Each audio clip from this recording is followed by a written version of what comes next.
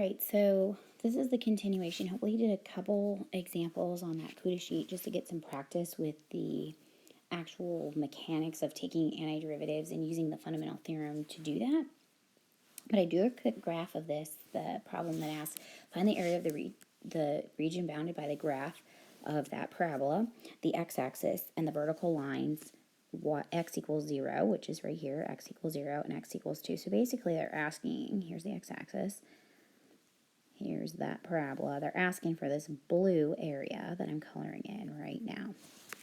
And what is that? That's really just the antiderivative from 0 to 2 of this parabola. So this is an extension or an application, I guess, of how to use the fundamental theorem. So now it's just taking the antiderivative and using the fundamental theorem, putting in 2 and 0 and subtracting. And I'm so excited they gave me 0. I love it doing it with 0. All right, so that's 2x to the third because you add 1 and divide by that, minus 3x to the second divided by 2, plus 2x. Remember, that's like an x to the 0, even though it's not written there. It's x, x to 0 is 1. So I don't usually write that. That's just another way to see it. You need both square brackets because you have more than one term in your antiderivative. And then when you go about finding the antiderivative, you need to make sure you substitute in the top upper limit first. It doesn't matter whether it's the bigger number or not. The upper limit goes in first. Okay, so that's f of b minus, and then f of a is 0. I always love getting that.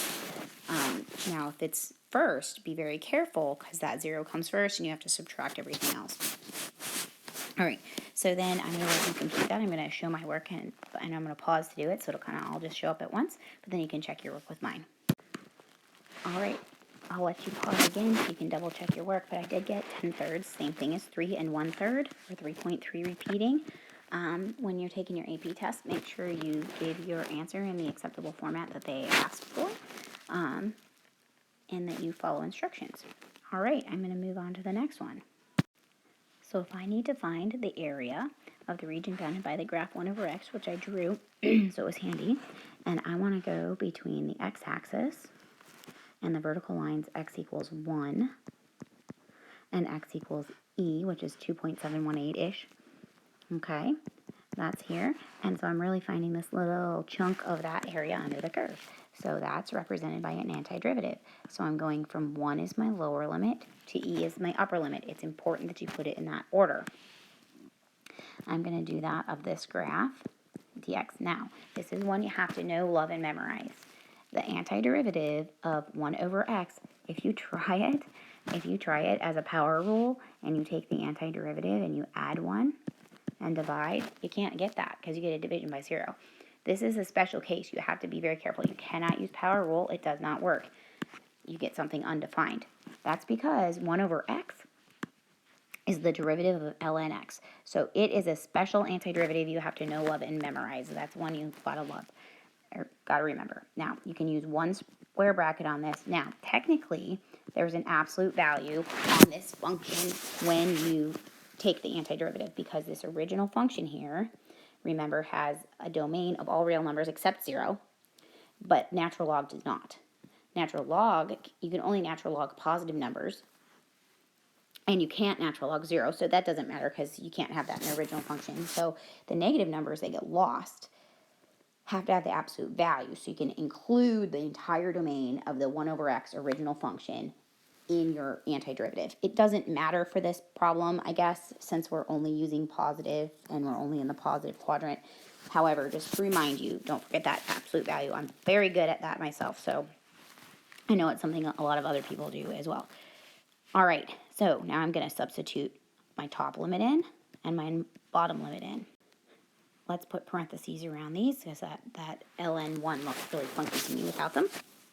Now, I have to remember some log rules. Remember, I'm asking log base e. I'm asking e to the what would give me e. Well, that's 1. Natural log of e is 1. Log base any number of that same number equals 1. That's a log rule, but this is the reason why. E to the what gives me e? Well, 1. And here, ln 1 means e to the what would give me the exponent of 1. Or give me the value of 1. So what exponent would give me a value of 1 on e, because natural logs are base e. And that would, of course, be 0. So another log rule, log of any base, it doesn't matter the base, it gives me 0. All right, so you get 1. So I kind of drew a picture the best I could of this function, x cosine 2x. Hopefully you're noticing it's an even looking function, right?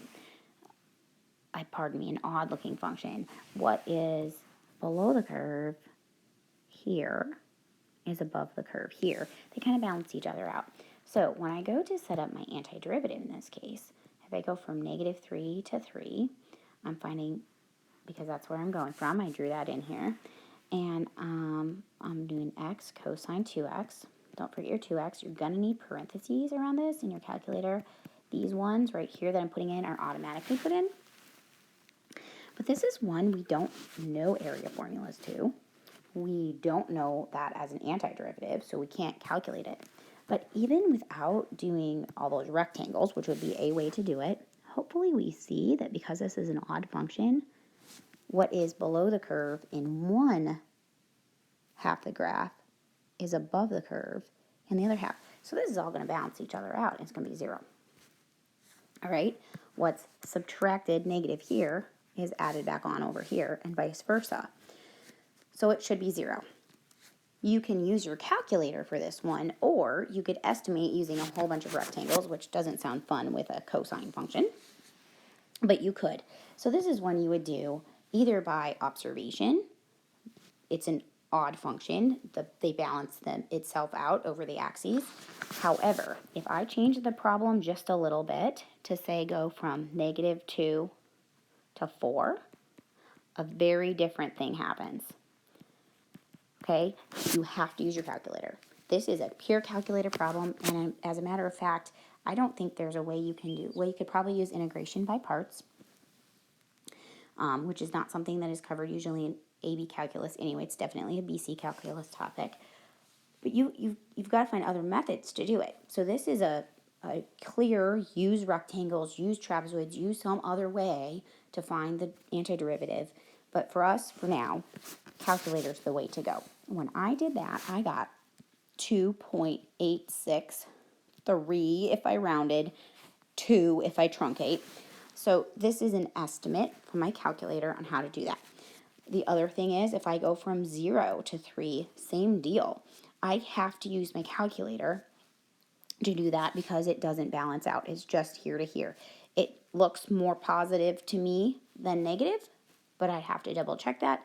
But I don't have an algebraic way to do that or a geometric way to do it exactly. I'd have to use rectangles to approximate. So either approximate or use my calculator to get a really good approximation.